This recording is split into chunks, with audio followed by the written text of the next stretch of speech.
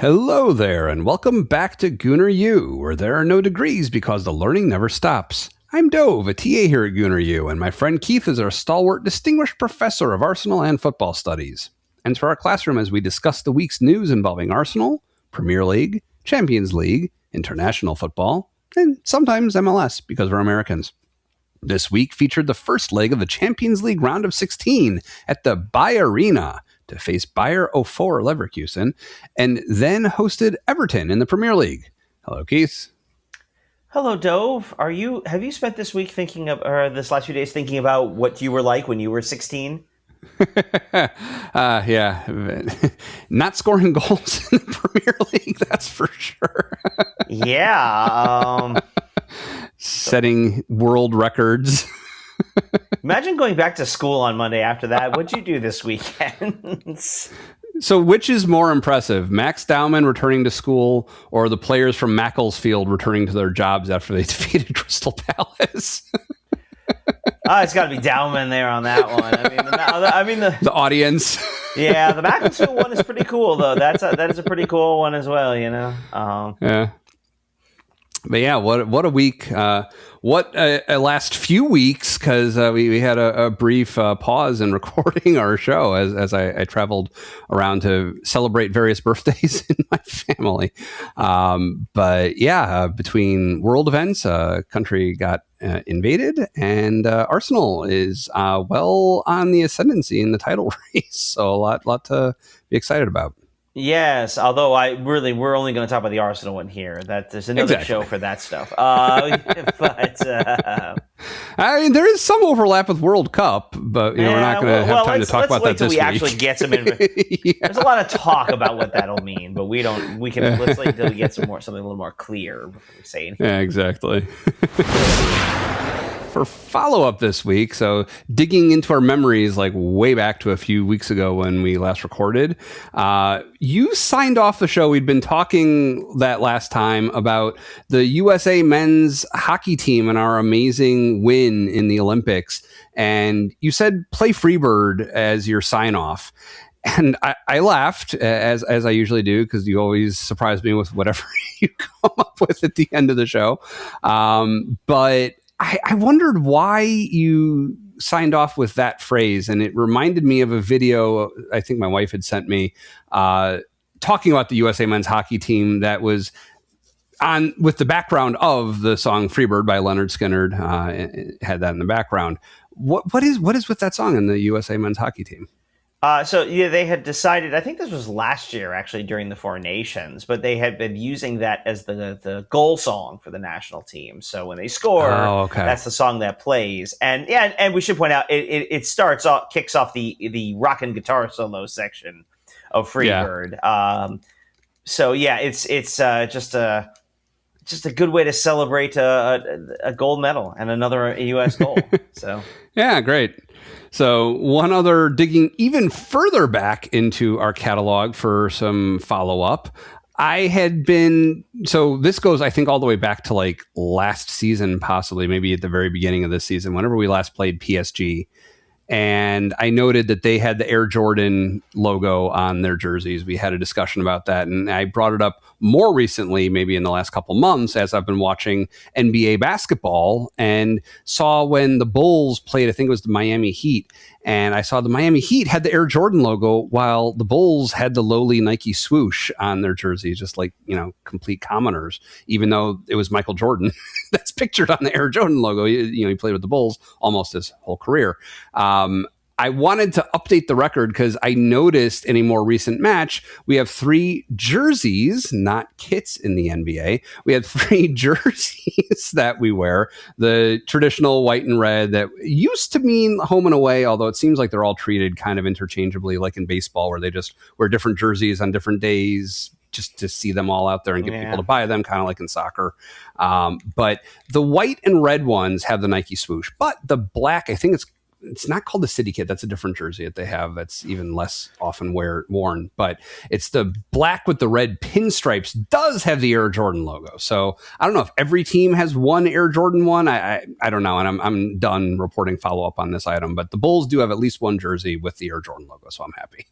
Yeah, they've got all sorts of weird names that go into that, all the different jerseys and stuff they use. But the city one that I'm thinking of, it is black, but it has the Chicago font is like the Bulls jerseys when Michael Jordan first started playing for them in the 80s, where it's like a cursive Chicago written out.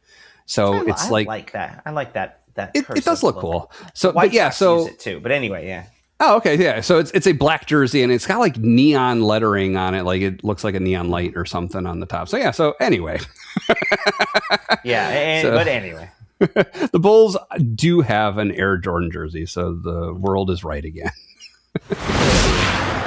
This news section is going to start off with slightly less relevant news than we might otherwise talk about when we've been recording weekly, as we typically do, because there are a few matches that we didn't get to talk about at all together. So the first one that we missed, this is the first one that I watched with my family I was visiting, was Chelsea in the Premier League. That was good. We beat them. Yeah, 2-1, kind of an ugly, sloppy game, but I feel like the frustrating thing about it is, Pedro Neto picked up the red card there in the second half, a second yellow, and Chelsea was a little better than they should have been, given we were up a man, but we saw the game out, we beat them again. And it was a little rough and tumble, but we are kind of get to that stage where they stop asking how and they ask how many. Like, how many goals did you score? Okay. You mentioned the Pedro Neto sending off. Did you see that he was given an additional day's suspension after that got reviewed further? Because I guess he was mouthing off to like the ball boys or the fourth official or something. After he got sent off, instead of just a 1-match suspension, he got an additional match added onto his sentence. I mean, generally, I try not to think about Chelsea at all if we're not playing them. But a second yellow is considered a 1-game suspension. And the 3-game suspension only comes for Reds for violent conduct, which was not the case here. It was a second yellow. It was a deserved second yellow. Mm-hmm. Well, we'll kind of preview. Well, no, I don't think we talked about this a little bit. It was one of those frustrating games where the referee seemed to keep calling back fouls, even though we had an advantage. This was one of those. The tackle came in and he called the foul, and I started screaming, going, "Let Martinelli run!" And then he pulls out the yellow. I'm like, "But we still had the advantage." I know. That was a little frustrating, I have to say. Very frustrating. And that wasn't even the only time that game when that happened, too. There was a couple times where either gave cards or free kicks when we kept the ball. Yeah, but we beat Chelsea, and the fact that it's ugly, frankly, good. Yeah. Let them think they had a chance. Yeah. So then we played Brighton, and boy, that was a different kind of match than we've seen Arsenal play, at least in a long time. It was pretty rough and tumble. That's a tough place to go. We've had our struggles over the years. Typically, we played Brighton better because Brighton is a little bit more of an open team. But they came to play defense, and we had to respond in kind. I'm reminded there's a club in London, Millwall, in the Championship, and they've kind of basically been in the Championship for a while. Rather unpleasant notoriously unpleasant fan base, to the point where their most famous song is "No one likes us and we don't care." And this feels to me like the best way to talk about the aftermath of the Brighton game. No one likes how we played. No one likes that we won as a result of it, and I just don't care. Then we can go back to the George Graham. We sang 1-0 to the Arsenal as a taunt. That's all it was. That's all it took. 1-0 to the Arsenal again. Yeah. Well, this was also the match, right, where the manager had seeded sentiment against us, telling everyone to wait and watch. They're going to delay. They're going to do all these things, right? And so, the fans, as soon as there was any hint at all of any kind of time wasting, they pounced on it and were like booing. And I think every time Trossard got the ball, they were booing. It was a miserable, miserable crowd to play against them. What did Fabian Hurtzler say after the match? Oh goodness, what no nonsense he said. I remember Arteta's response better. Yeah. I'd rather just talk, something about how they play by Arsenal plays by different rules or some sort of whining nonsense like that. And apparently Arteta's perfect response was, of course he did. Yeah. When he was told that Hurtzler said those things, of course he did. Apparently they've since made up via text, so they're buddies again, I guess. I don't know. And credit to Hurtzler. I mean, that, as you point out, that's exactly what he was doing pre-game, was winding up the crowd, winding up his own people. The crowd responded appropriately, and that I don't have a problem with. That's all fair game there. The funny thing about the post-game comment suggests that he wasn't actually trying to wind up anyone. It's what he actually thinks. And so for him to have to then follow up that way was at least amusing. To essentially have to eat his words like that, it's unfortunate. But at the same time, it's a highly competitive league. This is just how it goes sometimes. And whatever. We scored. Let's be honest, kind of a stupid goal. Saka rolls at the net, and the keeper lucky. Yeah, keeper just whiffs on it. Yeah. There's a deflection off the defender, but be honest, the keeper should have had that either. It just goes right through his legs. It's hysterical. But we came away with this one. We got the win, another couple points, and by the way, City drew that day as well. Right around the same time. The first time our gap widened. We'll come back to this theme, but exactly. Yes, so next match that we didn't get to cover yet was Mansfield Town in the FA Cup. This was this is a fun one. This is they weren't fooling around. No, Mansfield, to their credit, I think played us much more aggressively than Chelsea or Brighton or a lot of other Premier League teams we've seen this season. They came out and they were prepared to play and die with their boots on, as the saying goes. Like they were gonna go. If they were going to go down, they were going to go down playing their game, and I thought they played well. It's a tough game to draw too much from. Massive rotation. Oh yeah, tons of kids. The pitch was a mess, and I don't. That's not meant to be an excuse, but it does play into the game, and obviously a team that's capable of playing as skillfully as we are is going to suffer from that. And I don't think this was like some grand plan of theirs to chew up their field. It's early March. The weather's been bad. Yeah. It's been the winter time. The field's going to be terrible. Yeah, they're not a Premier League side. Yeah. Right. And so I thought overall that I enjoyed the game, partly because of what we saw from Arsenal. In a lot of ways you almost can't take any lessons from the game per se, because our lineup was so choppy and disjointed. But I'd say a virtuoso performance from one Max Dowman, speaking of things we'll talk about later. And then as well, just two absolute bangers from Madueke and Eze. They hit the ball hard. And both of those were authoritative finishes. And we're headed into the next round, which is, we're still alive in all four competitions. Yeah, that's good.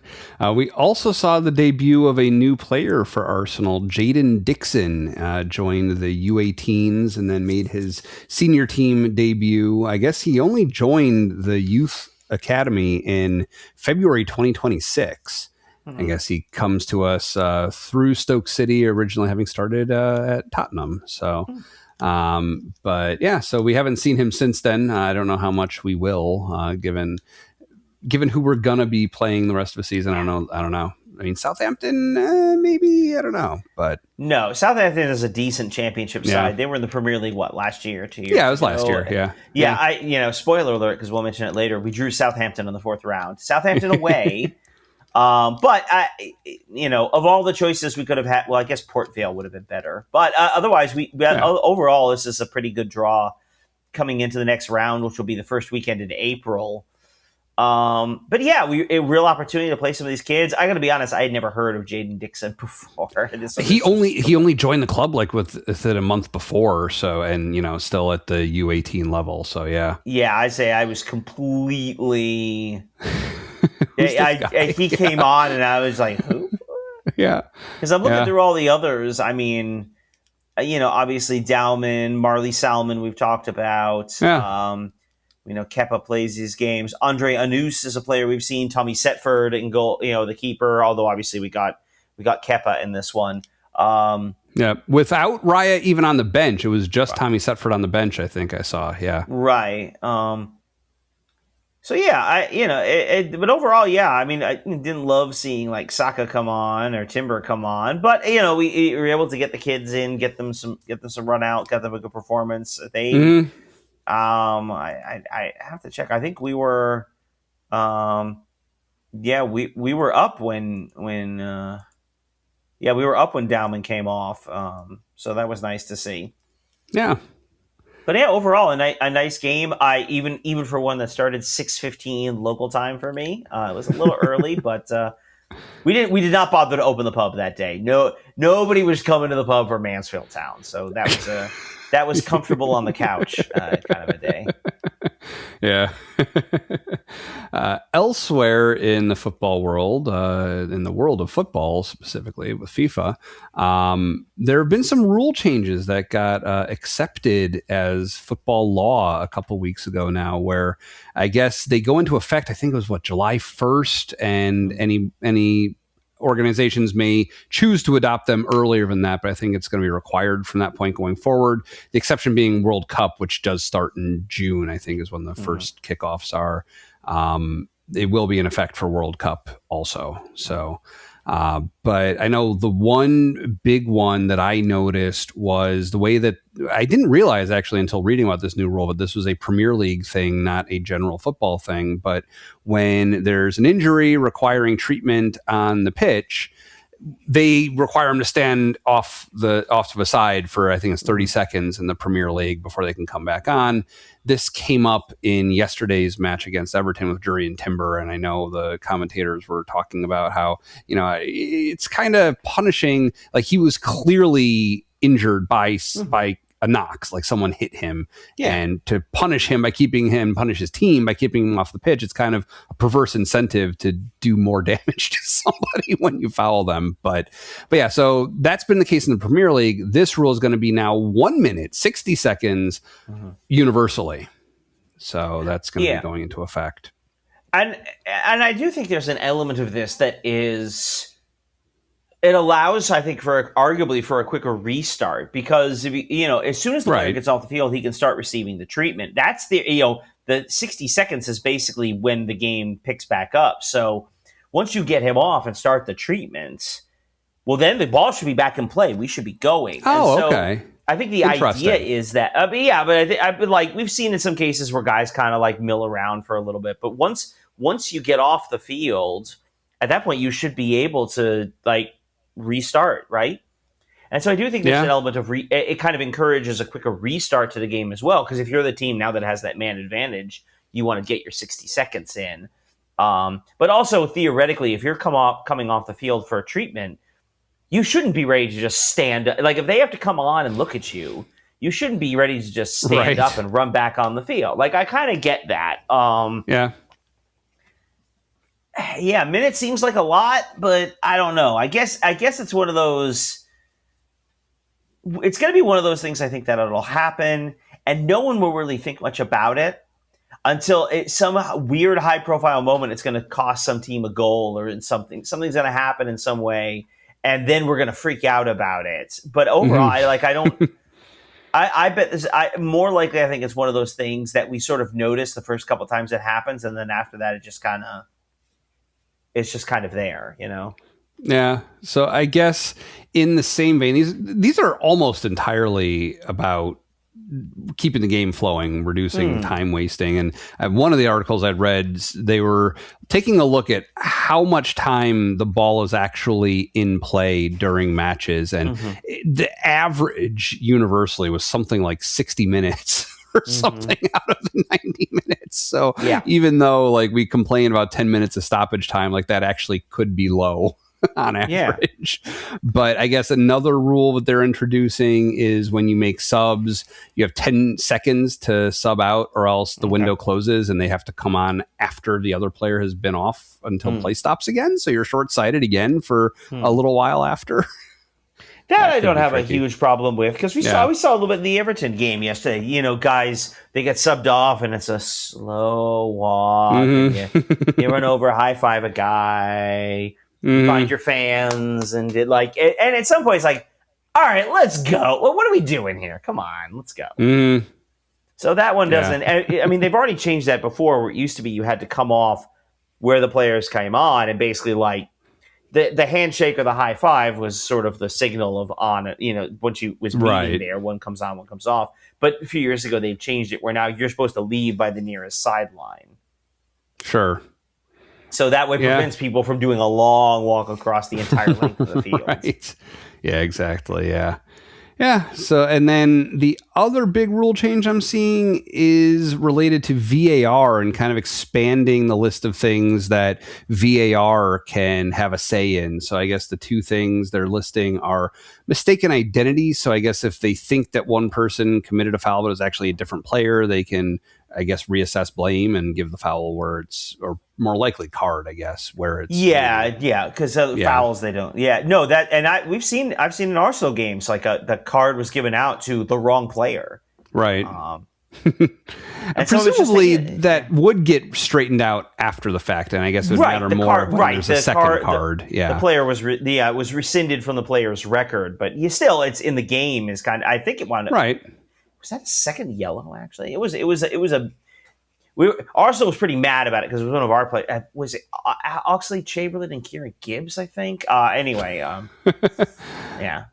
Your memory continues to amaze me, but and I guess even taking back the trivializing of it that I started a minute ago, I guess also even if it is your first yellow, you do play differently when you're on a yellow. So giving them the leeway to straighten that out right away, that will be good. And then I guess also the ability to address second yellows. That we talked before about how they can give a red if a red is deserved and it wasn't called, just a straight red. But when it's a yellow card, there's nothing they can do about it. So now they're saying if it's a second yellow because it equates to a red, that they can reverse that if that was not a yellow level offense.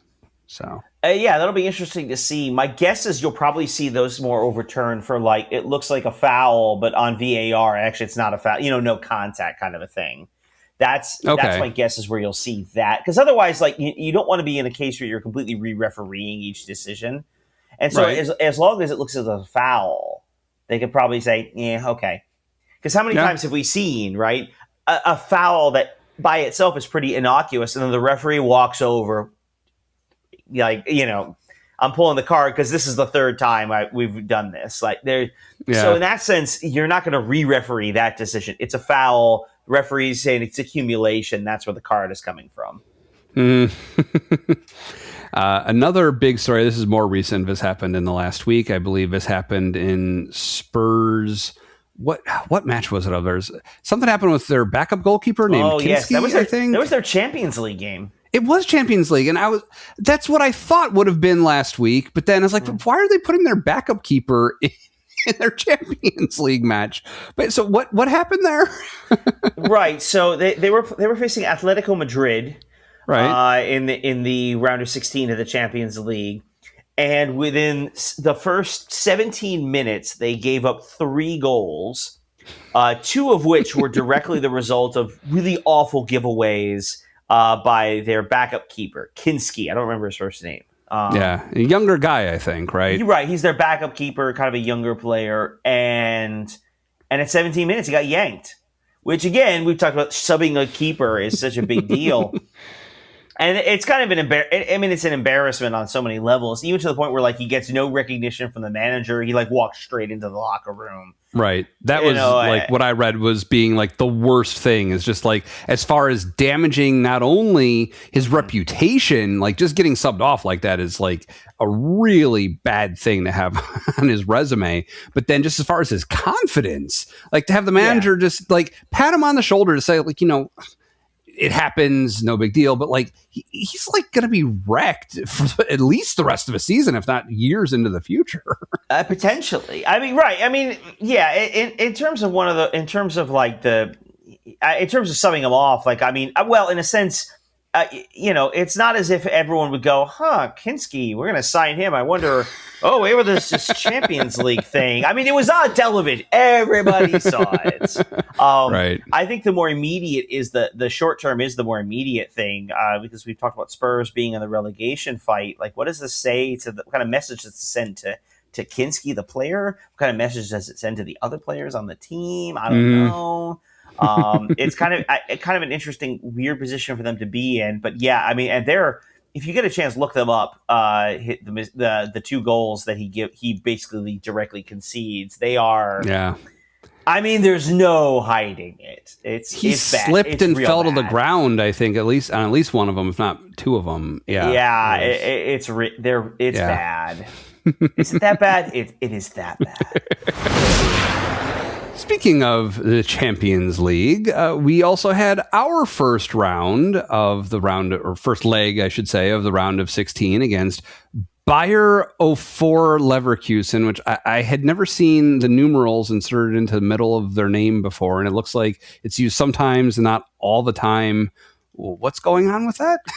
So my guess on some of this is the club. This is part of my guess. This is the history. The club was founded as Bayer 04. It's founded by the workers of the Bayer company, which at the time I believe they produced paints. But today is Bayer, a pharmaceutical and biomedical research company. So Bayer aspirin. That's them. And they are still a sponsor of the club. And I believe it was Bayer 04 because the workers founded the club in 1904. Right. I believe the Leverkusen name was added later as a city signifier. German clubs have a lot of interesting naming conventions. I don't feel like I see in France or Italy or Spain or England. So yeah, Bayer 04 Leverkusen. This rolls off the tongue. Yeah, I mean, Bayer Leverkusen is there, and of course we talked about them. I mean, they're generally one of the okay teams in Germany. They're kind of were famous for a long time as Bayer Neverkusen, as being a successful club that had never really come over the top and actually won anything or much of anything. And then, of course, apparently the name is now Bayer Neverlosin. From the 2 seasons ago when they went invincible in the Bundesliga and basically went unbeaten in Germany. The only game they lost all season, I believe, was the final of, I think they were in the Europa League that year. So yes, they're not that team anymore. Old friend Granit Xhaka was prominently involved. Of course, we know he's now in Sunderland. They've sold a couple of other players. Their manager, Xabi Alonso, left for Real Madrid. He has since been fired by Real Madrid. So, well, and on top of that, I mean, we have Nkapie currently with our club is on loan from them, which is an interesting situation. I was reading how in the Premier League, if you have a player on loan to you from another club, like what was his name on loan to us from?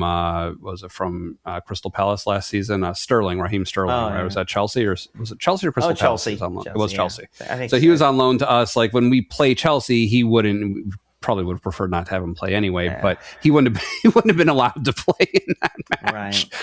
That's not the case in UEFA competition, and we did see Nkapie actually start in this match against Bayer Leverkusen.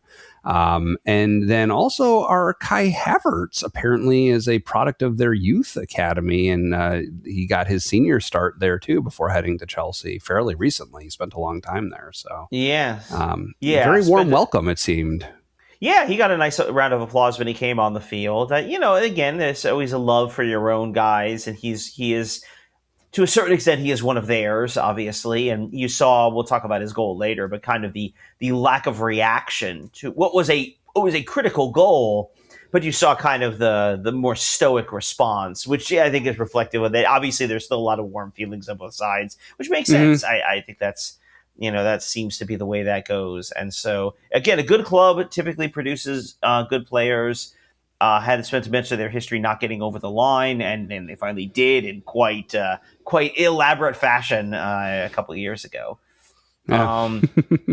So a game, even though if you look at the draw for the Champions League, because we didn't get a chance to talk about this, if you look at the draw for the Champions League, about as good a matchup as we could have hoped for based on the possible teams we could have been playing. But still a team that caused us problems in this game, will probably cause us problems in the second leg. A team that's still very capable, even if they aren't their invincible form from a couple of years ago, is still capable of being a difficult out. There are no easy outs at this stage of the Champions League, at this stage of the season. There are no easy results. And so, this ends 1-1.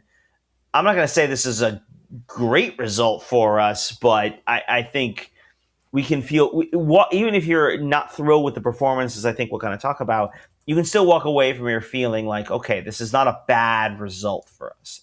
Maybe not good, but it's not bad. Yeah, so it began with a bang, a yellow card given to Andrich, I think they were pronouncing it, the team's captain. Yellow card in the first minute for basically like wrestling Victor Gyökeres down to the ground. It was unquestionably a yellow card. It was pretty egregious, and from that early on, like, whoa, okay. I mean, he wasn't done.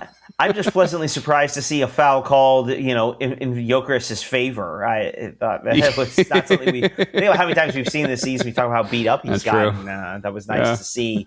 And then it happened a couple of minutes later. It happened again.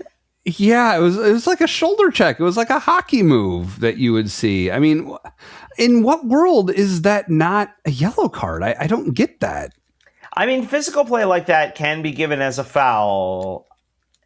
I think this is one of those where, like, you will almost never, short of like truly egregious plays, see two yellows produced that close together that early in the game. I think the fact that it was, the 5th minute, I think that's honestly really what saved Andrich from going off. And you can say that's fair or unfair, but I think we kind of have to accept that as a reality of the circumstances. Like, that's just kind of how that's going to go. And it does feel a little bit like he gets a free hit, doesn't it? Well, yeah, and it's ultimately counter to the whole idea of a yellow card. Mm-hmm. The whole point is you're supposed to exercise caution when you've been cautioned, and he clearly wasn't. Like, I don't know why it doesn't rise to that level. Like, it's like, dude, we just told you cool it, and 4 minutes later, you're shoulder checking this guy to knock him over. What are you doing? I mean, I'm pretty sure I heard this on the Arscast, and so I hope it's right. Apparently, he has a tattoo of a slide tackle. This is a guy who plays physical defense. Like, you're asking a bird not to fly, like, I think that's kind of, and again, the yellow isn't a warning insofar as, the yellow is that, hey, what you did was crossing the line. Now, obviously the lesson most players take from that is, okay, I got to be more careful. I didn't find it to be, like, when it happened, I didn't walk away from saying, why is he still on the field? But I certainly can see a lot of people feeling that way, and I'm not opposed to that. Obviously, as the game plays on, as we'll talk about, it became a little bit more frustrating because of circumstances. But yeah, overall, I guess I'd say I'm not surprised that didn't get called. That didn't get a yellow, given the circumstances. I was surprised, but yeah, that's this is one of those things where I'm still kind of adjusting my own levels for things like that. So I'm not saying in the moment I wasn't particularly bothered by it, but I think in the like as you think about it a little bit, like, okay, I can kind of, like, I get it. It is not the most egregious thing I've ever seen on the football pitch. It's not the most egregious thing that's involved Arsenal this week. Like, we can. Yeah. I guess, I couldn't let it go.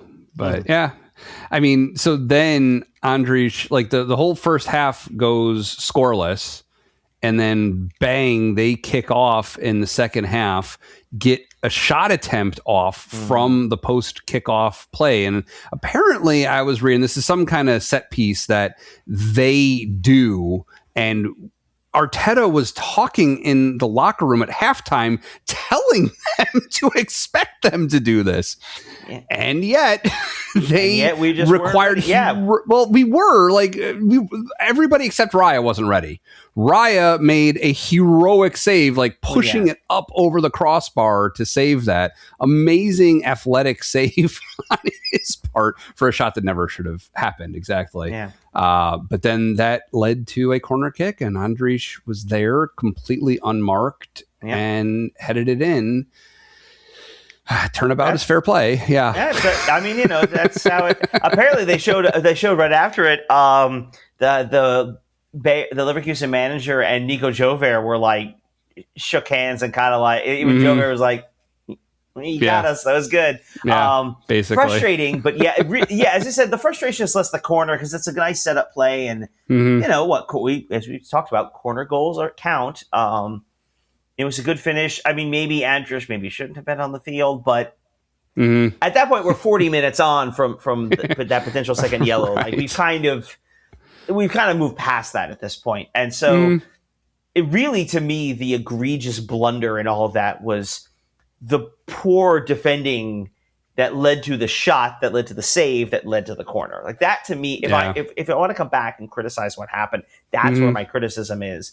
I think they just ran a really good corner routine, and the ball got to where it needed to go, and he finished nicely. And tough, but that's how it goes. It's 1-0 to Bayer. Yeah, exactly. And we just came out of the locker room like not with our heads in the game or something. I don't know what that was, but yeah. So then it was a little bit of a contentious back and forth throughout the second half. Nothing materializing for us. Getting some chances. Timber had a really close attempt, like he headed it and it just went over the crossbar. That was from a nice Martinelli cross. Some stuff happened. And then Madueke pushing into the box like he does so well. He managed to draw a penalty. Who was it that committed that penalty on him? It was Malik Tillman, U.S. international Malik Tillman. Yeah.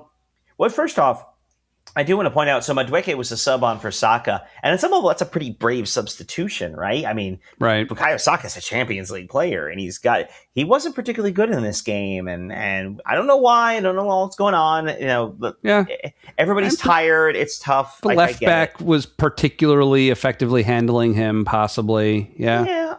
But it's a bold move to pull Saka, and to his credit, and I know you're a bigger Madueke fan than I am. I'm lukewarm on him. He's been fine. I can see why he's generally considered the inferior player. But I tell you what, he was a spark plug on Wednesday. He made a big difference. Saka's play wasn't particularly good. Madueke comes on, makes a big difference in a lot of ways, and then ultimately gets to the penalty. Now, I know there was some dispute and stuff, and I'll be honest, I did not watch this for the second half live. I watched it a few days later after having heard all of the conversation and discussion about it. I'm sorry, this is an easy call. Tillman goes to ground, he clips Madueke. Is it a lot of contact? No, it doesn't need to be a lot of contact. He leaves his feet, goes to ground. You're putting your fate in the referee's hands at that point. I don't want to hear about a soft penalty. He goes to ground, he makes contact with Madueke in the box. It causes him to go down and breaks up a goal-scoring opportunity. Honestly, he's mildly lucky they didn't get a card for that or red for a dog. That's a penalty. I mean, that's an obvious penalty. He not only kind of stepped on his foot a little bit, like the foot contact to Madueke's foot was a little minimal, but just watching it again, watching the replay now in slow motion, he ends up sitting on his foot while he's still in motion, driving forward. It was not overall trivial contact. So I don't see how you can argue that one. And really, I think especially going to VAR, I mean, there's some conversation if they had called it a penalty on the field, VAR wasn't going to overturn it. I think that's right. But I think that's too. If you look at that on the field, I could see in real time even the referee going, dive, get up. They do the finger gestures. Then you go to VAR and you see the contact, and maybe that changes the decision. Yeah. But I think that, to me, once they called it on the field, and then you see the replays. I'm sorry, there's contact. This is not. This is there are difficult decisions the referees make. This wasn't one of them. This was an easy call. And an interesting choice for Havertz to take it, I think. Yeah, it was. I feel like at that moment, Gyökeres had been subbed off. Saka was subbed off. I mean, Havertz, he was playing as our striker at that point, basically. I think it makes sense. I think, and just for the moment for him to score against, in a pivotal moment to score against his childhood hometown club. I mean, overall, it made sense. I was a little nervous. I haven't really seen him shoot a lot of penalties for us, but no, he did great. It was exactly what you'd want. He did the little stutter step and then got it right into the corner. When I saw it transpire the first time through, I thought that the keeper got a fingertip to it, but when you see it on replay, I don't think he did. I think it went cleanly past him. But yeah, he guessed the right way though. Yeah, it was I guess the right way, but that's a well-taken penalty. It's just out of the reach. You aim for the corners, and he went in and got it, and it kind of rescued a point for us. Let's be honest. That was a game where we didn't play particularly well overall, and we kind of rescued the result there. I don't think we would have been in huge trouble had it been down 1-0 coming home. But it's nice to be able to go in just knowing flat out, just win. We just win at home, and we're moving on. That's it. There's no by any margin. Yeah. Right. Yeah. Don't have to worry about the margins. Yeah, we just win and we'll take it from there. So no, exactly. I mean, I guess it's kind of interesting to think about because we had the draw here. We were also the only English club that didn't lose our first leg. Now, again, here's quality of competition. What was it? Chelsea played Paris Saint-Germain. City played Real Madrid. Newcastle played Barcelona. We talked about Spurs getting outclassed by Atletico Madrid. But Spurs aren't very good. Who else was there? Who's the other one I'm missing? Chelsea and Liverpool. Liverpool lost to Galatasaray. Interesting. That's the second time in this campaign that's happened. Wow. Well, they're not having a great season. They are having a very interesting season. Is Liverpool? I will say this though. Liverpool's coming home against Galatasaray. I think they'll go through. I think we'll go through. The only one of those that I think was a really truly shocking. Oh my goodness! I can't believe that result happened. Was City losing 3-0 to Madrid, and Valverde has huge. The hat trick. Yeah. I mean, could City beat them back at the Etihad? Yeah. Are they going to beat them by 3? I don't know. That's a 4 lot. Realistically, or 3 and then penalties. Yeah, it's so I don't. Well, extra time. They do have extra time in this round. They do have extra time. Okay, yeah. And they got rid of the away goals rule because it used to be the away goals still counted. It was a weird thing. If you went to extra time in the second leg, the advantage heavily swung to the away team at that point. Because now any goal they score is essentially 2 goals. Right. So, that was one. Thank God they got rid of that. Actually, I think that nailed us. Was that Olympiacos, I think? Right before COVID, I think we got knocked out for that way. Anyway, it's... Oh, wow. Okay. Yeah. But anyway, English sides had a rough go of it in this first legs. And, I mean, there are a lot of things, I think, going on. A lot of potential reasons for what was happening. Is it league-wide, not even club-wide, league-wide fixture congestion? It's not just us. Definitely City. Less Spurs Chelsea and Newcastle have had the same number because they were in the semifinals of the Carabao Cup too. Right, they've had the same number of games in that stretch we have. But I think that could be a factor. It's congestion, but it's not just that English clubs are playing a lot of games. France and Germany only have 18 teams. All of those continental leagues take a winter break, where England is cramming more games and they're playing fewer games. Interesting. So, and apparently even PSG had a case where they asked their game before. So the game against Chelsea was on Tuesday. That game from the weekend before, apparently they asked, I think it was not, to reschedule it. So they basically had the weekend off before that game, which is just wild.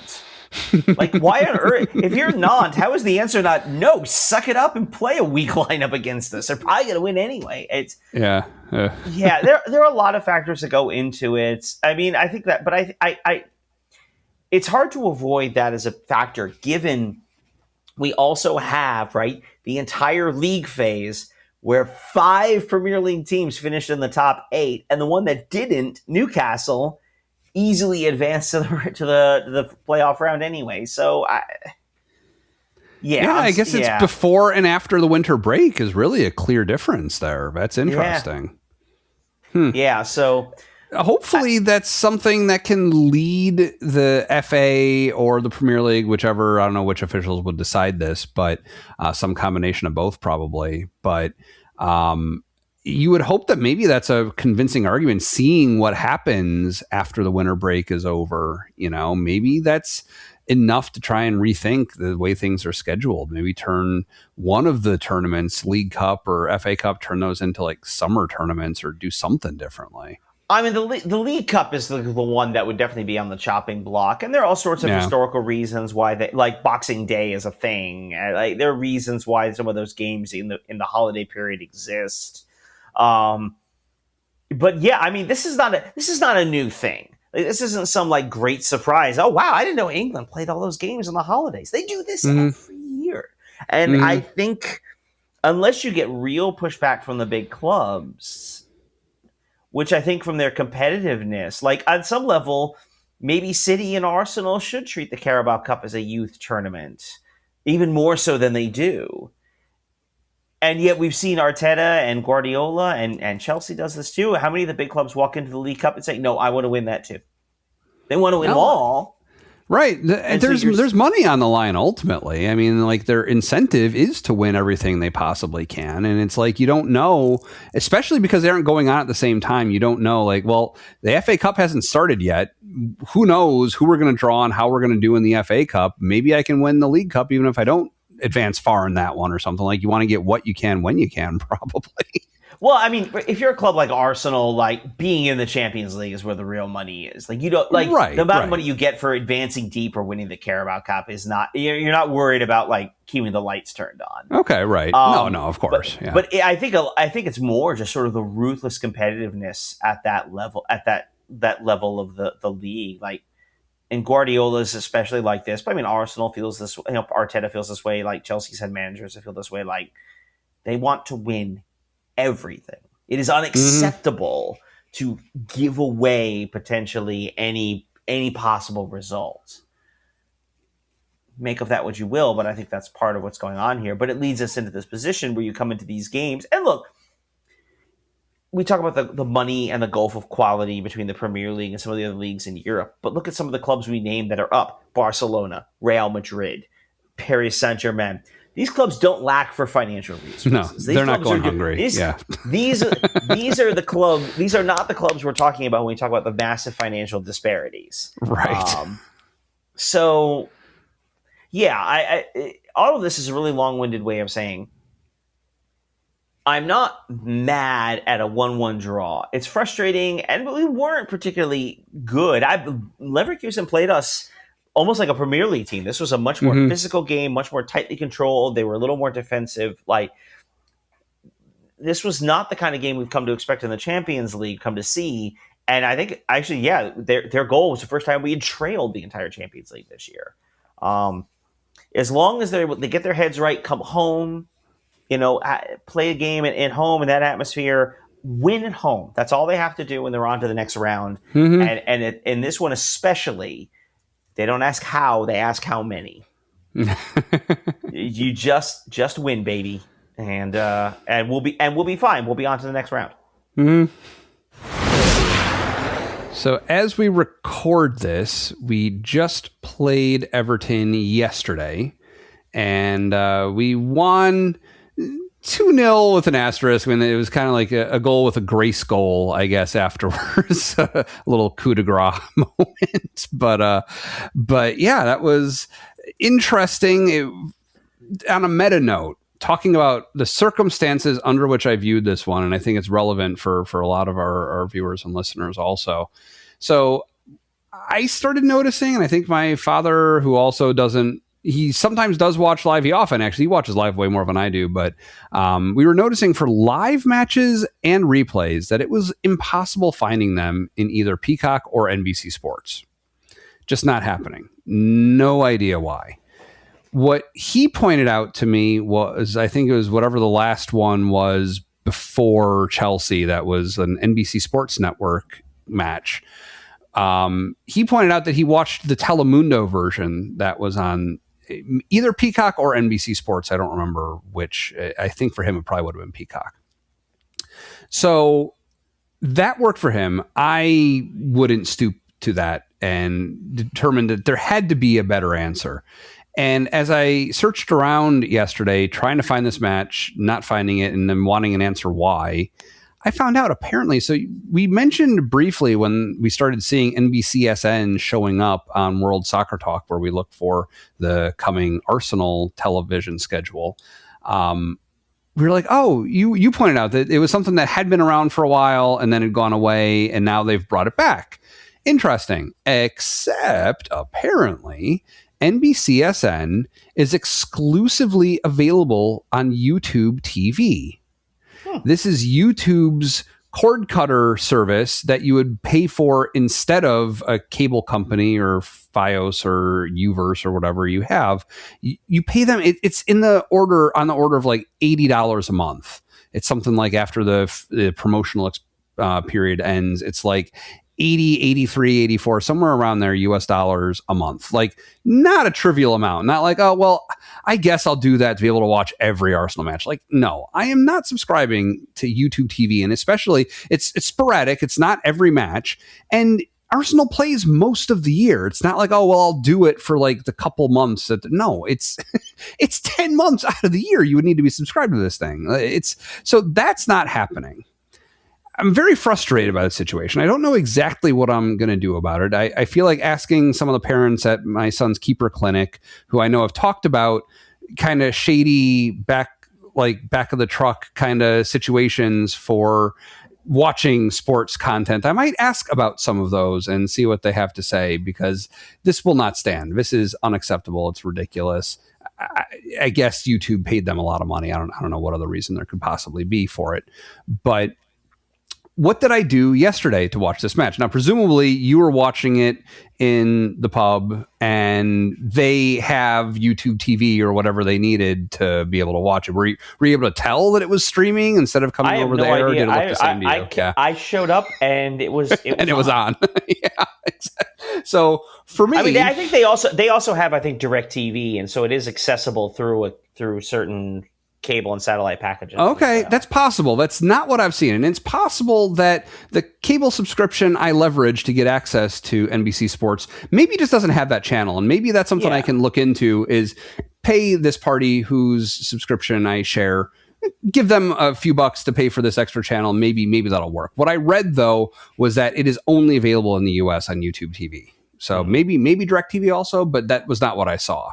We can follow up. That doesn't make sense in the standpoint of you're only making, like, that doesn't make sense that it would only be available through one particular provider like that. Yeah. A channel that way, especially one, like, if it's there, then it's accessible through NBC in some way. Yeah. Because it's their network. So that's kind of exactly. But I mean, even just going to Wikipedia part of it is now, you're also looking for the replays. If you're trying to watch it live, I bet there's a lot more ways to get access to it. It's possible. And yeah, it's totally possible in the NBC Sports app that I would be able to watch it live, even though that isn't what I typically do. That is possible. But from what I've seen over the past few years, watching sports more and more that I care about, in general, wherever you watch it live, there is, like, basically without exception, this being the only exception so far, there's a replay in the same place where you watched it live. So I don't know. But so this led me down an interesting path last night. So desperate to be able to watch the replay of this match, I started watching the Telemundo version myself. And they talk way faster than my high school Spanish from like 22, 23 years ago will allow me to understand more than the most basic things that they say. Like, eventually when we scored and they called out goal for like 30 seconds uninterrupted, that I got, and then there are certain phrases here and there that would make sense. And then I remembered, I am an anxious early adopter of technology. I can leverage that to my advantage. And what I ended up doing was, so keep in mind, I'm watching this on the Apple Vision Pro already. It's kind of irrelevant for this, but I'd been using my AirPods Pro on my Apple Vision Pro, which I've been doing more because it does sound even better than the built-in speakers, which are good to begin with, but even better. What I did was I changed the connection on my AirPods to my iPhone. So now it's playing over the speakers from my Apple Vision Pro, but I kept my AirPods in. And for anybody watching or listening to this, if you find yourself in the same situation, this would work the same if I was watching just the TV on the wall in front of me instead of in my virtual world that I was watching in, right? But the key thing is it was playing the Spanish language announcers over the speakers into my AirPods through which I was listening. Then I enabled a feature I had not yet had occasion to use on my phone, and I pinched down on both AirPods after installing the Spanish language on them and was able to have a live translation in Siri's voice on my AirPods Pro of the commentary that was going on. So that basically raised my comprehension of what they were saying from around maybe 5% up to maybe 25% is how I would characterize it. So like the whole thing where I was talking about when they said in with this being like what did I mention earlier where they were talking about in the match, but talking about one of the fouls or something, but like I was able to understand like there are certain things where it was like lucid moments, and then there was some absolutely bonkers translations that I jotted down in our notes to repeat to you because they just had me in stitches as I'm hearing this coming out of my ears. So, for instance, I don't particularly agree with the vegetable technician. I was tickled pink by the idea of a vegetable technician. And then outdoing itself later, there was another one. The fish, his own mouth dies with a soup of their own chocolate.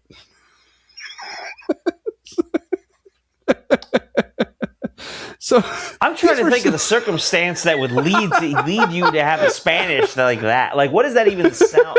I know. So this is being repeated in English, like translated live into my ears. So there's some other funny things, like it would basically mishear certain names. So repeatedly throughout the match, every single time they say saliva, I hear in my ears saliva every single time. And then there are some other like kind of nicknames that would happen. So Saka, well, sacar, you may remember, is a verb in Spanish to take out, right? So every time he said Saka's name, I was like, oh, take out is what I would hear in my ears. Jokeres was the Joker. Madweke is the Duque.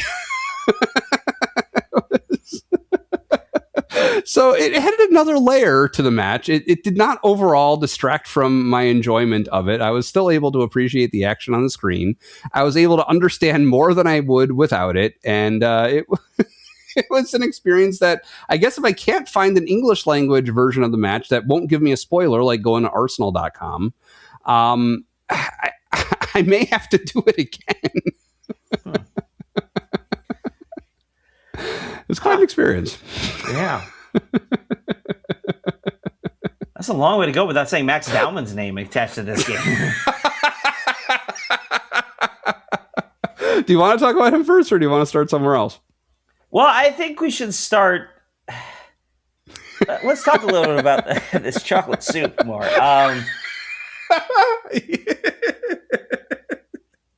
But in all seriousness, I guess. Here's my terrible transition from this. You sound like you need a vegetable technician. Here's my terrible transition from this. I'm not sure there's any translation that would help me better understand what the heck the referee was doing in the course of this game. Well, he clearly lost his cards. They could not be found.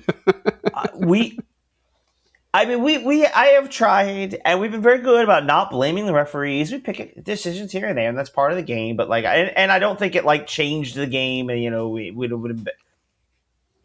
I thought he was horrible yesterday. I thought he was horribly inconsistent. As you said, no cards in the entire game. And look, I came into this game with the expectation that it was going to end 1-0. David Moyes' Everton is always this kind of ugly, slowed down, tight, physical game. That's just how this was going to go. So it's weird. There's a lot of tension in the buildup, especially late in the game. I felt this sort of weird sense of calm, even late on. Of course, everybody's freaking out of everything, and I wanted them to score. And of course, I'm frustrated by missed passes or things like that.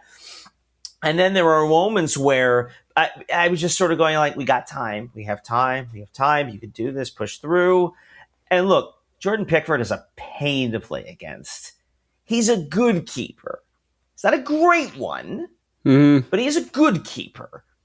And it's frustrating because, and I think this game sort of reveals why. He had a lot of really good moments and good plays, but then ultimately the winning goal, he just whiffs entirely on that cross.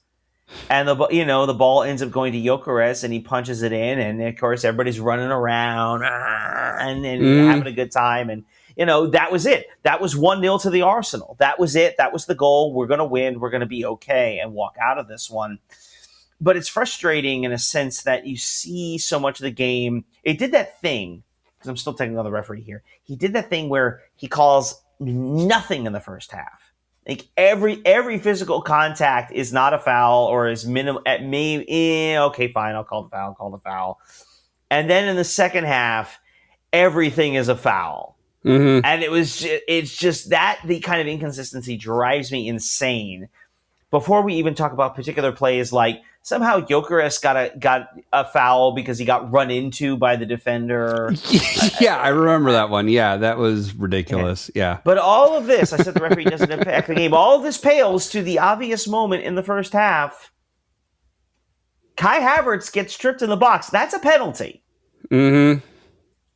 That is a clear and obvious penalty. And maybe in the moment, there's not a lot of contact there, and you can't necessarily tell. You see, it is clear as day on the replay. Mm-hmm. That is a penalty, and the degree to which that was just completely and not just the referee not calling it on the field. The VAR check took what, 10 seconds? What?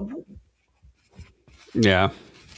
What are we doing? Mm-hmm. that was just, it's a penalty. I didn't think it was at first. He went down and I was like, oh, we're not getting that. And then I finally saw the replays. I'm like, we should have that. That's a penalty. And I just, yeah, it's frustrating. It is. I mean, so clearly more frustrating to you than the Andrich second yellow not being given in the Bayer Leverkusen game. Yeah. Yes. Yeah. No, that's fair.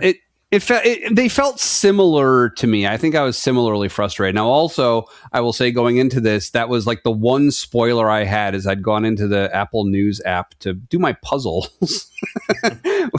which is now becoming something I need to tiptoe around a little bit. But I saw like a headline with a graphic of Everton and Kai Havertz, like that contact in the box saying this penalty should have been given. So like I knew when it happened that it wasn't going to be reversed or anything. Like I knew what to expect when it transpired. I was thankful that it was early enough in the match that, I was like, okay, well, the next 70 minutes or so will be spoiler free. But yeah, it was definitely frustrating. And there's other times where maybe a little less blatant, but like Gyökeres had definitely been fouled in the box as a cross was coming to him. Like there was never, no one dwelled on it, but it looked like there was something there.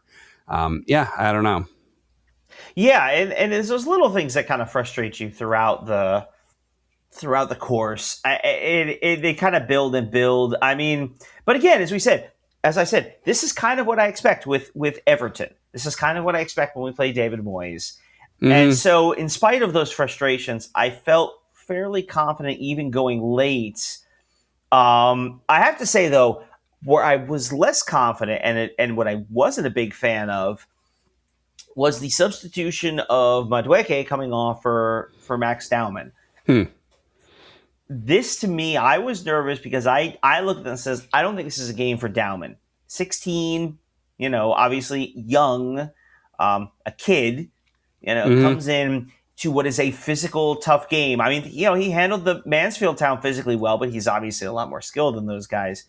I wasn't as confident I could say that about Everton and the way Everton plays. This felt to me like a bit more of a desperation move. And I was totally wrong about that. Max Dowman was the best player on the field for the last 10, 15 minutes when he was on the field. So when I saw Madueke getting pulled off for Dowman, I disagree, but for a different reason. I wasn't focusing on who they were bringing on. I was looking at, well, Madueke has been pretty effective at pushing through into the box like he tends to do. He's been getting chances for us. Like they're pulling him off. He was like warming up. Like I felt like he needed a little more time to do his thing. But then Max Dowman has won me over at this point. So you talked about he was the best player on the field against Mansfield, for instance. I have not seen until yesterday against Everton. I've not seen what the fuss was. I'd been assuming, well, as people like watching him play in the youth matches, which definitely is a part of it. Like some of the journalists that cover Arsenal, like as their actual day jobs, will watch the youth matches and report on Handbrake Off and other places talking about, how good he is there. I didn't see him in any of the friendlies that he played over the summer in the preseason. So I'd been assuming that there was more than what I was seeing to him. And that very well may be the case. He didn't particularly, like, he didn't offend me. Like, he didn't do anything bad that I was thinking, no, he's actually not a good player. But nothing particularly caught my attention until this performance at Everton yesterday, where he was clearly the star on the pitch. Like, even before his 2 goal involvements, just the way that he was dancing around them and just really fearless and the exact kind of player that we needed in that moment. It was really something. Yeah, he was just... and again, and Everton's no joke. They're 8th of the league. Like they're a pretty right. solid team. And this is definitely kind of a performance. I mean, he sets up that goal. He's the one who sends the cross in. Hincapié kind of nudges forward, gets through Pickford, and then Gyökeres is there to finish it off. That's exactly the kind of goal you want Gyökeres scoring, right? That kind of fox in the box, like just picking up a loose ball. The kind of thing we haven't quite seen him do as much as we would have liked. Right. And then you follow that up, of course, with just the exclamation mark on the game. Yeah, I just... And which also was not trivial. I mean, yeah, by the time he actually tapped in the goal, sure, anybody can do that.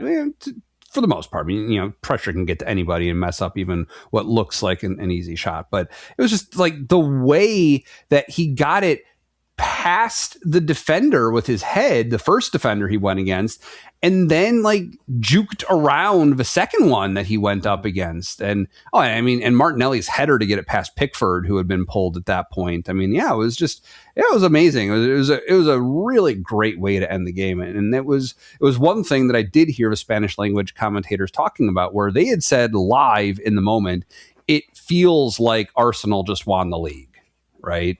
And I was kind of feeling like that too. And this is in advance of City drawing against West Ham. We can talk about in a minute. But it felt like that. Like, wow, they are at the point, like we talked about a few years ago in the 22-23 season, when I was kind of feeling really nervous about the season, and in particular moments in matches where it didn't look like we were going to pull out a result.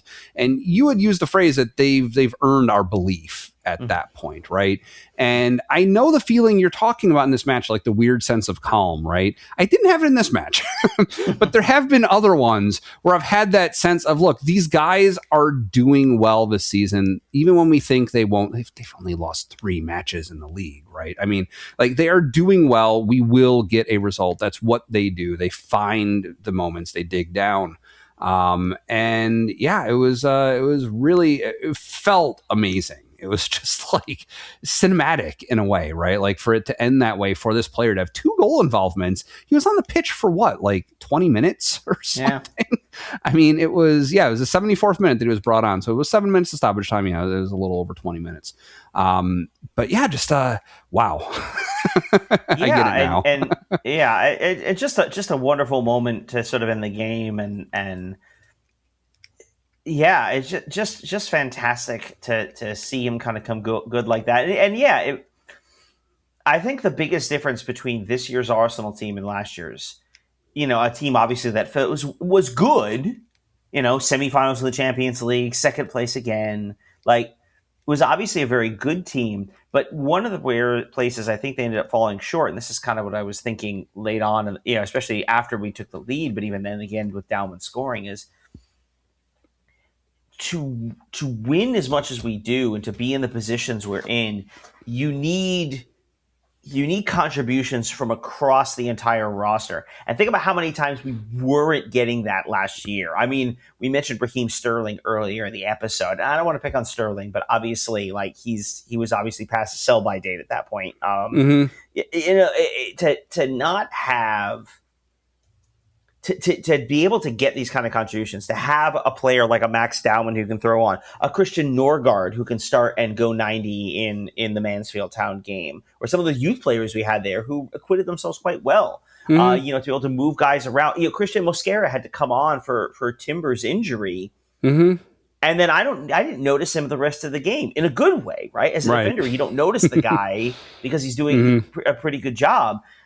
Like, to be able to get those kind of contributions up and down the line, that's really the biggest difference between this team and where they were last year, where they were like 3 or 4 yeyears ago when you and I were starting this, when you were sort of starting your journey with the Arsenal.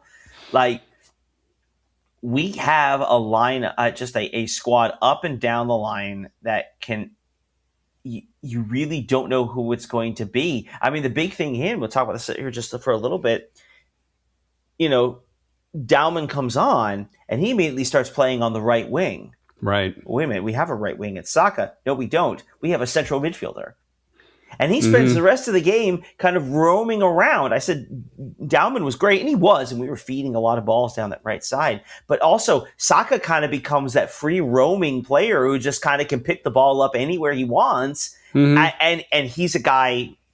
he was speaking of the great hopes coming out of the academy. He was one of them, and to see him still, again, continue to his game continue to develop that way, and for him to be as dangerous as he was, again, he was very good there. Late on, it's just, yeah. I mean, we haven't won the league. I'm not going to say that. But we went out, played a tight physical game, and won it late. And then immediately afterwards, Manchester City went out and played a tight physical game, and they did not win. Right. Shout out to former Arsenal player, current Arsenal legend, Dino Mavropanos, who scored West Ham's goal on their only shot of the entire game, off a corner. He's one of our own. Yeah. Oh boy. Did he overlap with Nico Jover? No. Okay. I don't believe so. No. Okay. But it just, I told you, we are now 9 points clear of City. I mean, they're running out of games. That's all I'm going to say. They're running out of games. For this week in which we played our first leg against Bayer Leverkusen, and then we played Everton in the league, who is your player of the week? So as much as I want to make this more of a festival of how awesome Max Dowman is, and he is, and I thought about if we extended this back, I could include the FA Cup match, the games we missed. I'm actually going to pick a player who played 90 minutes for both these games, and that was Gabriel.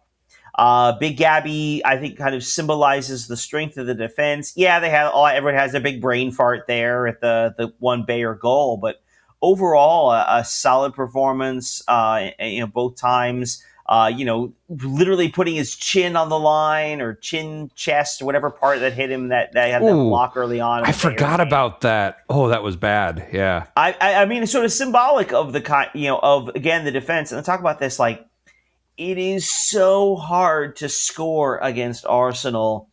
I mean, at the 3 games we've lost all season, all of those were on goals after the 80th minutes.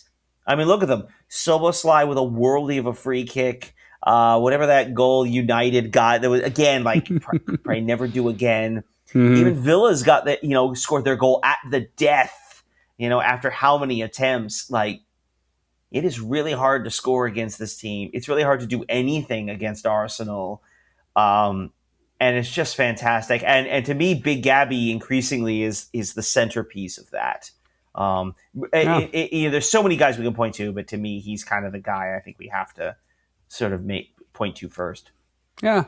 I'm going to do the thing that you said you're not going to do, and not exactly like stretch back to Mansfield Town, because like I said, like he hadn't really gotten my attention yet at that point. But I think the story of the week is clearly Max Dowman. I mean, the splash he made yesterday against Everton is huge. Very consequential match. Ultimately, just more consequential than the first leg of a 2-leg match, in which we did manage to draw even, but it's basically now like that match never happened, essentially. It was just such a huge contribution from coming on late. And I mean, you look at all the players in that. I mean, it was all subs that led to the first goal. It was Dowman and Capier and, I guess, never mind, Gyökeres. No, but Gyökeres came on also. He came on late too. It was 3 subs. 3 of the subs were the goal scorers, or, the contributors at 1 goal. But no, for Dowman to start that off, and then that grace goal, that like little extra coda on the end of the match, was just such an amazing moment for him, becoming the first. Now, let me also ask you for clarification on this, but becoming the first the youngest Premier League player to score a goal. Mm-hmm. Do you know if that extends back to the prior top flight? Like, I don't know how much youth players even played before the Premier League era. I believe it. It is only when they specify Premier League like that. Yeah. I believe that's only the case there. I suspect if I dig around, I recall seeing some names thrown out there, prior to 1992, representing that, and I suspect that's correct. That's the reason they're saying Premier League, is because that's the one because it's not in the history of the Football League. It's not in the top division. Yeah. But yeah, so, some other strong performances this week. Like you pointed out, I'm a fan of Madueke. I liked what he was doing, especially against Everton, but really in both. I think he did better than Saka when he came on against Bayer Leverkusen. Saka was off for whatever reason in that match. But yeah, I got to hand it to Dowman. He won me over this week. He really is growing into the star role that he clearly seems destined for. I'm a believer now. Well, we're still top of the table. Yep. By an ever widening margin of now 9 points over City. 9 points with we have 7 games left to play. City has 8 games to play. Of course, they still have that their Crystal Palace game that is supposed to be this coming weekend. Will be rescheduled. When is not clear yet. But we are now obviously in a strong position where even if they were to win the game in hand, and even if they were to beat us at the Etihad, that would still put them 3 points behind us. So again, 7 is still a lot of games, but we should feel very good about where we are at this point. Yeah, no, and I definitely do. I've been buoyed like all weekend after. Well, I should say it's not really all weekend. It was really today because I watched the match so late. I basically went to bed right after last night. But no, it's been a great feeling. I mean, I rarely wear multiple pieces of gear from Arsenal on the same day at the same time. But like going around today, I was like in my blue sweatshirt that has the cannon on it and my hat with the crest. It's just like I'm really, really, really feeling it. So wishing them good form and good luck as the season draws toward the end. Speaking of drawing toward the end, we had the Champions League first leg of our round of 16 last week. So what's going on now for the rest of the Champions League tournament? So right now, the only thing for sure is that for us on Tuesday, St. Patrick's Day, it'll be Arsenal and Bayer Leverkusen from Arsenal Stadium. Remember, we can't call it Emirates because it's Europe. So the second leg, it's 1-1 after the first. So basically, winner goes on. That's it. there's nothing more complicated than that. And then the winner of this one will face off. We didn't really talk about the Champions League draw too much, but the winner of this one will face the winner of Bodo Glimt and Sporting Lisbon. So potentially some things to look forward to. But the big one is we got to win on Tuesday. That's it. And you were saying earlier in the episode that it will go to extra time before penalties. Correct. It will be a half hour of extra time, 2 15-minute periods. Right. Okay. And then because we did take a couple weeks off recently, we didn't really talk about what happened after our win at Mansfield. So we advanced in the FA Cup. This is basically going to be the quarterfinals now. I don't know if they call it the 7th round or if they call it the quarterfinals. But They do call it the quarterfinals. Okay. Yes, we were drawn away to Southampton. Okay. So a not unfamiliar foe, but a championship side. So of all the potential possibilities, Chelsea got Port Vale. So yeah, but City and Liverpool is the definitely the glamour fixture of that round. So right. One of them will be gone after this round, and hopefully we will not be joining that team on the sidelines, but joining the other one in the semifinals at Wembley. Right. So some potential. We still have to beat Southampton away. That'll be on April 4th. So the first weekend of April, it's our first game back from the international break. But yeah, that road is setting up nicely for us to potentially be in Wembley in a couple of weeks. Yeah, exactly. Yeah. Well, as we just discussed, we will have our second leg next week against Bayer Leverkusen on Tuesday, and that will be on Paramount Plus, as all Champions League stuff is. What is coming up for the weekend? Well, the weekend is the big one. Sunday, the first big one, I should say. It is the final of the Carabao Cup. Arsenal, Manchester City, live from Wembley. First trophies on the line, boys. As a shiny pot at the end of this one. So yeah, get excited. This is going to be big. And then we get the pleasure of an international break. Fun fact, we actually do not play another Premier League game until April 11th. It'll be almost a month since Everton on March 14th till we'll play, I want to say it's Bournemouth on April 11th. Checking clues. Yes, home against Bournemouth. So we've got a couple weeks to kind of enjoy this Everton one, and then at least in the Premier League, and then get ready. But first and foremost, City. That game will also be on Paramount Plus. So it's a Paramount Plus week for the Arsenal before the international break. So how did that work out with not playing in the Premier League again until April 11th? Well, remember, we have, obviously this weekend we have the Carabao Cup Final. The next weekend is the international break. Okay, and the next weekend is the FA Cup. Oh, right. Okay. So we have those. We're now to the point where we didn't have a Premier League game scheduled for that weekend because now we're leaving spaces open for FA Cup games. Sure. Okay. So everyone else, if you're not still in the FA Cup, they'll be getting a bye that weekend. Right. And we're also at a part of a season where we don't really have midweek Premier League matches for the most part. Yeah. No, I don't believe I'm looking at the schedule. I don't believe we have any midweek Premier League matches anymore. There may be.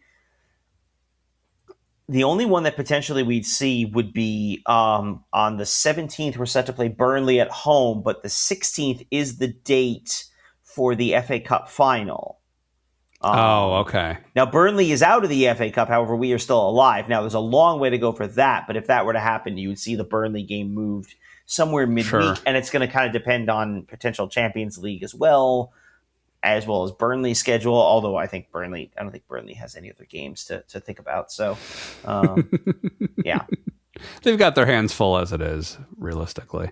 They're not relegated, but I think they're the club that's currently sitting in 19th. That right. They're not officially going down, but not looking good. it seems unlikely. Yeah, Burnley's there in 19th. They're 9 points behind West Ham in 18th. So yeah. Yeah. Thanks for joining us at Gooner U. If you're watching us on YouTube, you can also listen to the podcast version of our show on Apple, Spotify, and some other places. If you're only listening, try watching us on YouTube with the link in the show notes. Your homework for today is to rate and review our show on Apple Podcasts or whatever platform you choose to listen to us on, Spotify, etc. We record the show, of course, using Zencastr. If you'd like to try it out, you can support Gooner U by signing up using the link in the description, which also has links to everything we talked about and our socials. Again, my name is Dove, and you can find me on Twitter at Dove Frankel. With me, as always, is Keith, and you can find him in a pub watching Arsenal matches. Let's go get that cup.